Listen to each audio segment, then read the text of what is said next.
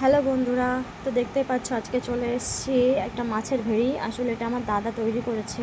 তো বিকালবেলা এখানে আসতে খুবই ভালো লাগে, প্রচণ্ড হাওয়া হয় আর আশেপাশের পরিবেশটাও খুবই সুন্দর থাকে। চারিদিকে প্রচুর পরিমাণে গাছপালা আছে, তো খুবই ভালো লাগে যেতে। তো একটু গেছিলাম, তো ভাবলাম তোমাদের সঙ্গে একটু শেয়ার করি।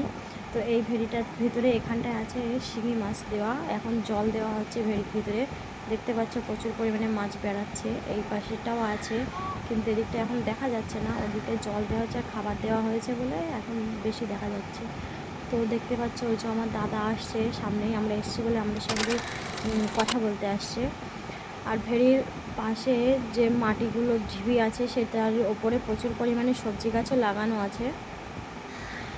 অর্গ্যানিকভাবে এগুলো বাড়িতে খাওয়ার জন্য অল্প অল্প সব লাগানো হয়েছে, আর ভালো লাগে নিজের হাতে তৈরি করে একটা খাওয়ার মজাই একটা আলাদা। তো দেখতে পাচ্ছি এখানে একটা সাপের খোলসও দেখতে পেয়েছিলাম, তাই ভাবলাম তোমাদের সঙ্গে এটা একটু শেয়ার করি। এখানে মাঝে মাঝে নাকি সাপ বার হয়। তো অনেক ধরনের শাক দেওয়া আছে, তারপরে পেঁপে গাছ টাছ অনেক ধরনেরই সবজি গাছ দেওয়া আছে। তো অন্য একদিন তোমাদের সঙ্গে খুব ভালোভাবে শেয়ার করব। তো ভিডিওটি কেমন লাগলো জানিও, লাইক কমেন্ট শেয়ার করো। বাই।